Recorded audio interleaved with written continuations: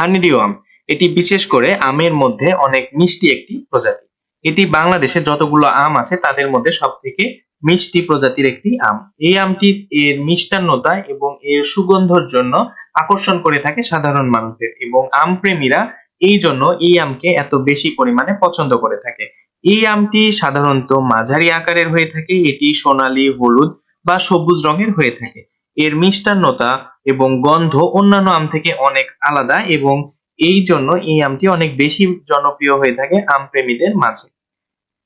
এটি মূলত বাংলাদেশের কিশোরগঞ্জ, ময়মনসিংহ, নেত্রকোনা অঞ্চলে বেশি পরিমাণে চাষ হয়ে থাকে। প্রথমত এর গাঢ় মিষ্টি এবং সুগন্ধটা একে অন্য আমের থেকে আলাদা করে। এছাড়াও এর স্বাদ কিছুটা মধুর মতো, তাই এটি খেতেও অনেক পছন্দ করে অন্যান্য আমের থেকে।